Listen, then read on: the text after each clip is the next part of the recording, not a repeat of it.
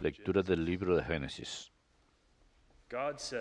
Dijo Dios: hagamos al hombre a nuestra imagen y semejanza, que domine los peces del mar, las aves del cielo, los animales domésticos, los reptiles de la tierra. Y creó Dios al hombre a su imagen. A imagen de Dios lo creó. Hombre y mujer los creó. Y los bendijo Dios y les dijo: crezcan, multiplíquense, llenen la tierra y sométanla, dominen los peces del mar, las aves del cielo, los vivientes que se mueven sobre la tierra.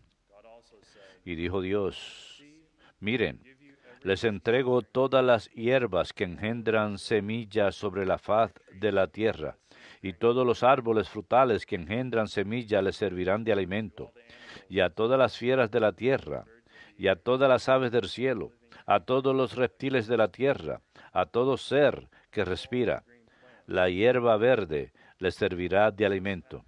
Y así fue. Y vio Dios todo lo que había hecho, y era muy bueno. Pasó una tarde, pasó una mañana, el día sexto. Y quedaron concluidos el cielo, la tierra y sus ejércitos. Y concluyó Dios para el día séptimo todo el trabajo que había hecho. Y descansó el día séptimo de todo el trabajo que había hecho. Y bendijo Dios el día séptimo y lo consagró, porque en él descansó de todo el trabajo que Dios había hecho cuando creó. Verbum Domini.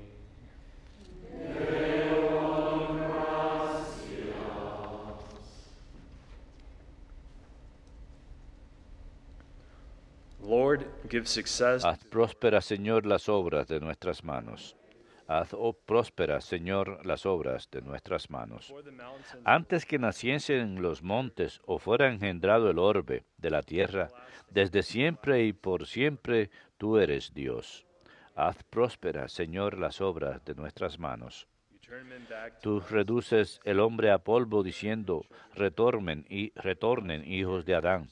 1000 años en tu presencia son un ayer que pasó una vela nocturna. Haz prósperas, Señor, las obras de nuestras manos.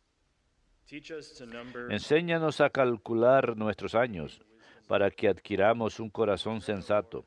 Vuélvete, Señor, ¿hasta cuándo? Ten compasión de tus siervos. Haz prósperas, Señor, las obras de nuestras manos. Por la mañana sácianos de tu misericordia, y toda nuestra vida será alegría y júbilo. Que tus siervos vean tu acción, y tus hijos tu gloria. Haz prósperas, Señor, las obras de nuestras manos.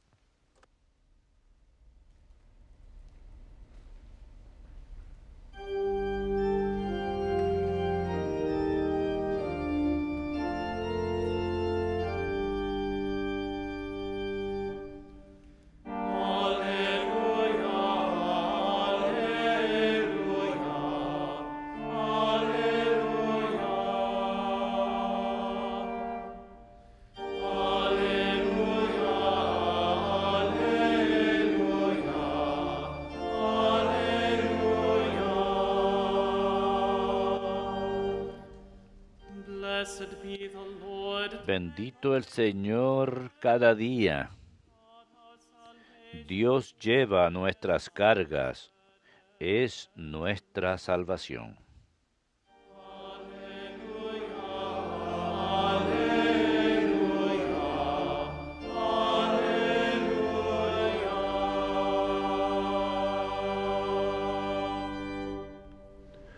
Dominus vobiscum.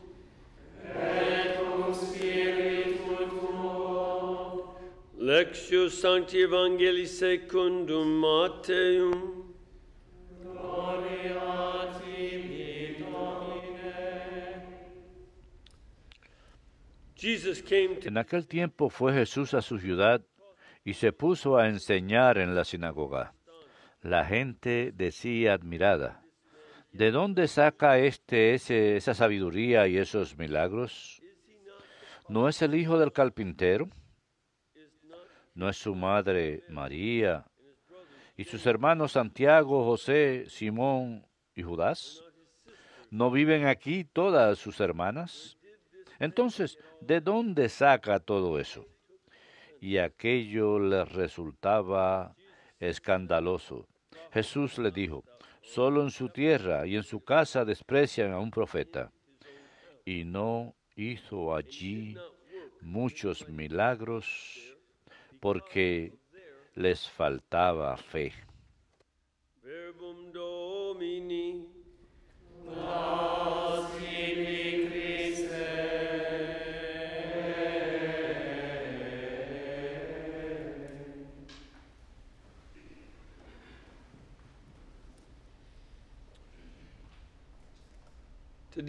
Hoy es nuestra segunda celebración de San José en la primavera.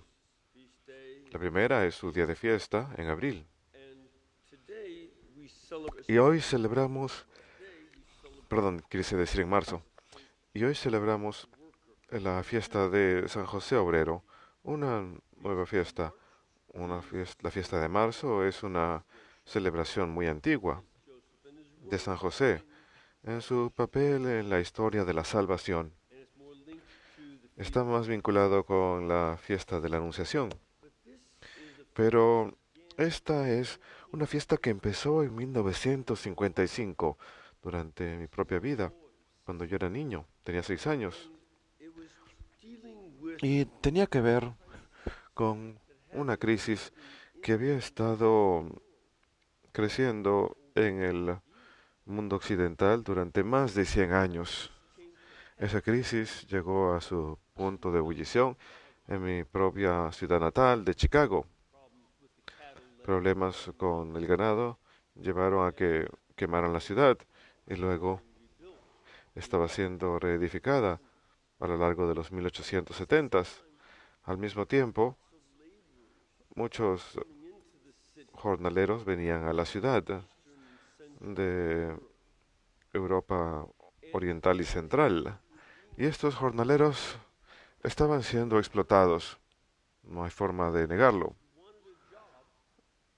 Si uno quería un trabajo, tenía que trabajar 10 horas al día, 6 días por semana. Y si uno se lastimaba en el trabajo, si uno moría de fatiga, si uno terminaba borracho porque el trabajo era tan horrendo que el único escape de todo era emborracharse de forma regular. Si uno terminaba endeudado porque en algunos lugares, como donde construían los vagones de tren Pullman, tenía su propio pueblo en donde todas las tiendas le pertenecían al señor Pullman y uno tenía que comprar de sus tiendas. Y como resultado, uno debía dinero a la compañía que le pagaba a uno y uno a duras penas podía salir de esa deuda. Pasaba en muchas otras compañías también, minas de carbón, etcétera. Así que era una situación terrible.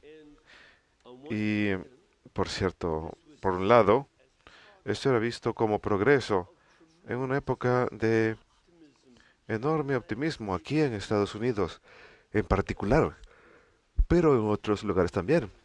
Varias ferias mundiales serían organizadas para promover los grandes avances en maquinaria y tecnología y ciencia, y que esto iba a hacer que el mundo fuese perfecto. Se significaba que muchas personas iban a ser utilizadas para hacer esos productos, al igual que las utilidades para las compañías. ¡Qué pena! Muy poco les importaba a la mayoría de los empleadores. Y como resultado, empezó a crecer un movimiento laboral de diferentes tipos. De hecho, hubo algunos que se organizaban de manera más moderada. Querían algo muy sencillo, una semana laboral de 5 días, 8 horas al día. Otros eran más radicales, como aquellos inspirados por Carlos Marx y Engels, su asociado Engels. Querían tomar control por completo de la sociedad de parte de los trabajadores, para que los trabajadores fueran dueños de los medios de producción. Y esto llevó a grandes tensiones, en parte a causa de la falta de respuesta de parte de los empleadores, y en parte a causa de la instigación radical de parte de pensadores que no eran trabajadores. Marx no era un obrero, Engels tampoco era obrero. Ellos simplemente estaban utilizando sus ideas para instigar, así que en 1874 en Chicago,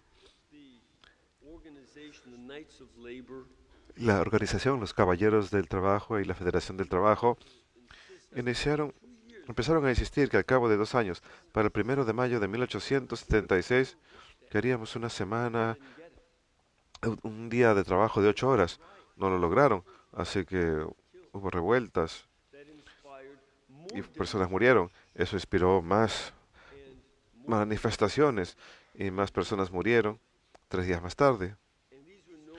Y se les conoce en Chicago como las revueltas de la calle Hay.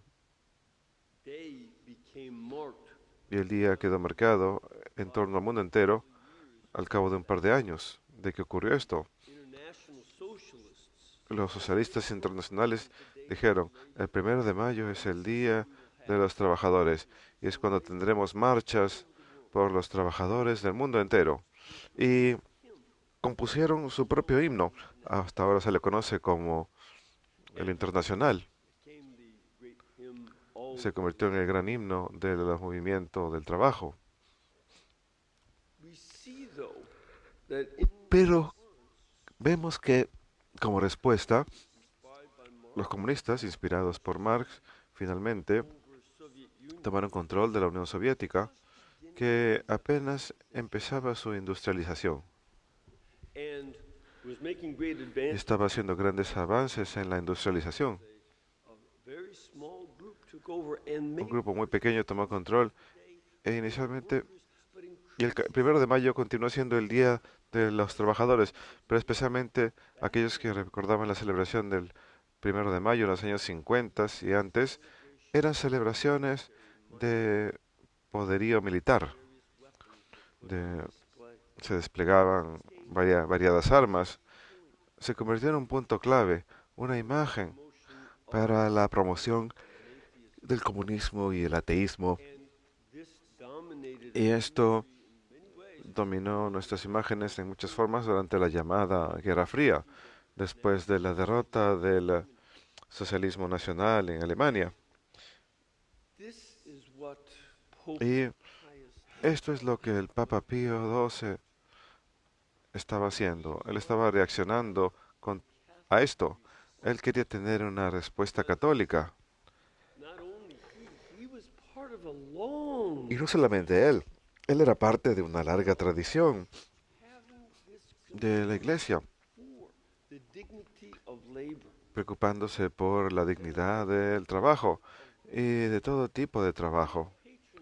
Tenemos santos patrones para los granjeros, San Isidoro para los abogados, Santo Tomás Moro para los doctores, San Lucas y muchos otros, muchos más, contadores, San Mateo, todas estas diferentes posiciones. Y San José es un maravilloso santo patrón para los que trabajan, porque no solamente San José fue un carpintero, un hombre que trabajaba con madera y con piedra en una pequeña aldea, probablemente trabajaba para ayudar a reconstruir una ciudad cercana que había sido destruida en una revuelta justo alrededor del año 6 a.C. Como veremos en el Evangelio según San Lucas, San José era de Belén. ¿Por qué? ¿Qué hacía él en Nazaret? Bueno, ahí es donde iban obreros para ayudar a reconstruir esa capital romana, esa capital regional de Galilea, que había sido destruida en una revuelta. Y él hubiera estado trabajando para ayudar a cortar la piedra y la madera para hacer esos nuevos edificios en este pueblo romano que habían sido quemados. Y él es caracterizado no solo como alguien que se entregó al trabajo y desarrolló sus habilidades, sino que también le enseñó esas habilidades a nuestro Señor Jesucristo. Y cuando Dios se hizo hombre, lo hizo dentro de una familia que es caracterizada no por los palacios, el pueblo y los palacios como Herodes, Pilatos, ellos trataron de matarlo. Él se identificaba con los obreros y sus familias, y entre sus discípulos, algunos de ellos se convirtieron en santos patrones de otros trabajadores, como San Pedro, que es el santo patrón de los pescadores. Y esta identificación con aquellos que trabajan es parte muy importante de la encarnación de Cristo, tan importante que aún lo identifican en Nazaret, donde se crió como el hijo del carpintero. Y por supuesto, él también fue carpintero, identificándose a sí mismo por el trabajo del padre de uno, porque se convirtió en el trabajo de uno. Era normal en la historia. ¿Acaso no tenemos aún muchas personas cuyos nombres en inglés son nombres como Carpenter y Miller, y también Müller en alemán, porque eso es lo que hacían? Sawyers son personas que aserraban madera, flechas, son aquellos que fabricaban flechas, todo tipo de diferentes trabajos. Smith, uno de los nombres más comunes en inglés, es porque eran artesanos, y Schmidt en alemán, y en muchos otros idiomas uno puede volver y traducir el apellido de uno y ver que los ancestros de unos eran diferentes tipos de obreros, y eso quedó conservado en el apellido, tanto así como Cristo era identificado como el hijo del carpintero. Su trabajo y el trabajo de su padre adoptivo era la forma en que la gente lo veía, y ellos lo utilizaban para desdeñarlo. ¿De dónde sacó esta sabiduría? No cuenta, es un obrero. Y esto va a la esencia de nuestra celebración de San José Obrero. No utilizamos el antecedente de obrero como base para desdeñar a la gente. Oh, es meramente un obrero. Una vez que hacemos eso, estamos obrando como algunos de los griegos antiguos y los élites romanos. Ellos no querían nada que ver con el trabajo. Era un insulto terrible para cualquiera de procedencia patricia decir que era un obrero. O decían, oh, está por debajo de mí. Y esa mentalidad de tratar a los obreros como si estuvieran por debajo de nosotros es herencia de una mentalidad pagana. Hay una dignidad que le pertenece al trabajador en muchos niveles diferentes. Aprender a respetar las grandes habilidades y esfuerzos de aquellos que son capaces de hacer cosas que muchos de nosotros no sabemos cómo hacer. No todos saben cómo hacer todo. Es parte de ser humano. Y hay que tener gran respeto por ese trabajo. Es un punto de inicio. Y para nosotros, como cristianos, esto es elevado por el hecho de que el Salvador, Dios hecho hombre, en el vientre de una virgen, de una pequeña ciudad que estaba comprometida con un obrero, que él está dispuesto a identificarse con los obreros y a llamar a los obreros como sus discípulos. Es un hecho importante de nuestra fe y nuestra mentalidad hacia el trabajo. Incluso San Pablo, quien fue un gran erudito, aún se mantenía a sí mismo a través del papel de su padre y de su abuelo, o sea, al fabricar tiendas. De hecho, se menciona, creo, en algunos de los escritos del general romano Pompeyo, que él tenía gran dificultad cuando estaba conquistando Asia Menor, pero unos fabricantes judíos de tiendas en Tarso, fabricaron tiendas para su ejército tan rápidamente y también que los recompensó con ciudadanía a mediados de los años 60 antes de Cristo. Probablemente el abuelo de San Pablo. Como saben, Pablo era ciudadano, quizás a causa de la habilidad de su padre y su abuelo de hacer un buen trabajo, de trabajar duro. Y él no desdeñaba ese trabajo, sino más bien decía, yo me mantengo a mí mismo, no necesito dinero, no, no amo a las congregaciones porque me den dinero, yo me mantengo solo. Y especialmente con los corintios lo hacía. Decía, no, porque no espero que no me den, que no espero que no me den apoyo, sino que quiero demostrarles mediante mi trabajo que yo me cuido de mí mismo y no estoy aquí para evangelizar, para obtener algo a cambio de ustedes, sino más bien para entregar algo de mí. Así que su trabajo era parte importante, incluso de su misión. Y aparte de ver la dignidad del trabajo, hay otros aspectos de nuestro trabajo, mediante los cuales todos tenemos que ver a que hay aburrimiento involucrado en prácticamente cualquier trabajo que exista. Si uno es músico, uno tiene que practicar las escalas.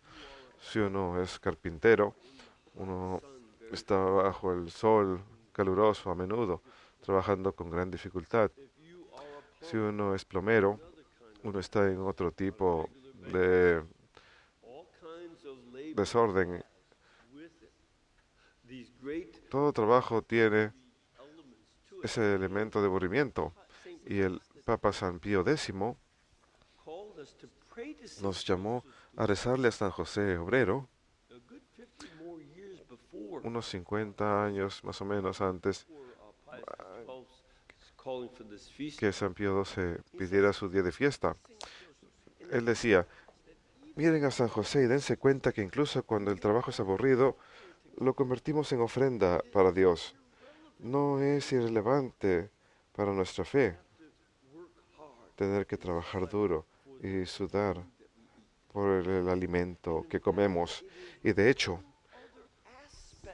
hay otro aspecto, entre muchos, no es el más importante, no es el aspecto más importante, pero es un aspecto de haber sido creados a imagen y semejanza de Dios. Dios, quien es descrito en Génesis 1 y 2 como que estaba trabajando para hacer que la tierra fuera hermosa y para hacer el cosmos y luego descansa. Así que también nosotros compartimos en esa regla del universo. Estamos llamados a dominarlo y al mismo tiempo trabajarlo y al mismo tiempo descansar correctamente. Necesitamos descansar, seguir el ritmo de trabajo y descanso. Y esto es parte de haber sido creados a imagen y semejanza de Dios. Pero entonces, también existen aquellas diferentes oportunidades que tenemos como trabajadores, porque tantas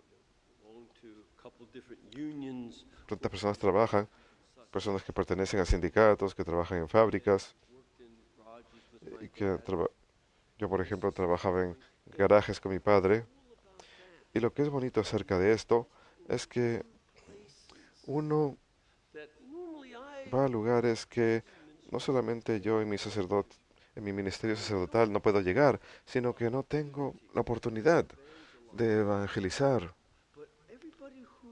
Pero todos aquellos que están allá afuera haciendo su trabajo, personas que estén en su trabajo, ustedes como cristianos que aman a Cristo, también pueden mantener los oídos y los ojos alertas para las oportunidades para proclamar el Evangelio en aquellos lugares.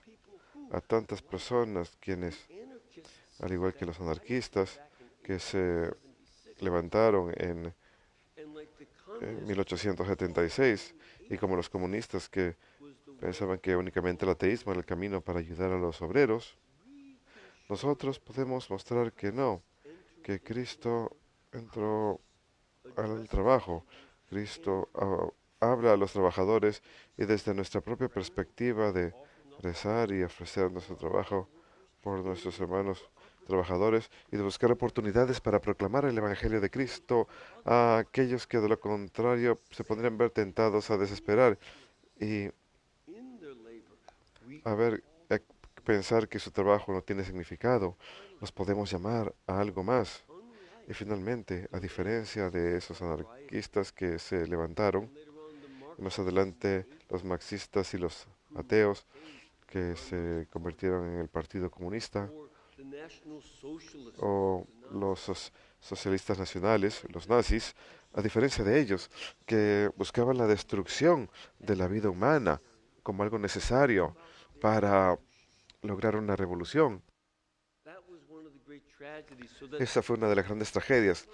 Aquellos que trataban de promover los derechos de los trabajadores como comunistas y lo hacían al eliminar a Dios. No queremos ir al cielo, decían ellos. Decían, la religión es el opio de las masas. Decían, no queremos nada de eso. Y se volvieron ateos y ellos acabaron convirtiéndose en los asesinos más grandes de la raza humana. Principalmente aquellos que mataron a cientos de millones de personas en el siglo XX. Cerca de 305 millones. Porque era más importante para sus ideales conquistar el mundo que la dignidad individual de los obreros. Los individuos no significaban nada para ellos y los principios de la justicia eran tan abstractos que uno podía deducir la dignidad de las personas y matarlos en el nombre de ayudar a los trabajadores, incluyendo a millones de trabajadores y por supuesto decenas de millones de mártires cristianos, 40 millones nada más en el siglo pasado. Nosotros, por otro lado, vemos que nuestra tarea de llevar justicia, así como los papas han estado escribiendo y muchos sacerdotes católicos y laicos católicos han estado trabajando para lograr, esto también es algo que hacemos con el reconocimiento de la dignidad de los individuos y lo hacemos basándonos en los principios de Cristo. Y de hecho, el Papa Leo XIII, su gran encíclica Rerum Novarum, sobre los derechos de los obreros y también de los empleadores, tuvo más impacto en que los católicos estuvieran a favor de los sindicatos laborales y que evitaran el marxismo en muchos países y los escritos de muchos papas sobre estos temas, Benedicto XV, Pío XI y Pío XII. Ellos tuvieron un gran impacto y finalmente este día de fiesta de San José Obrero, para tener esa idea de nuestro respeto por el trabajo, enfocarnos en verdaderamente cambiar el mundo y al mismo tiempo nunca descuidar la salvación de nuestras almas y las almas de las personas a nuestro alrededor.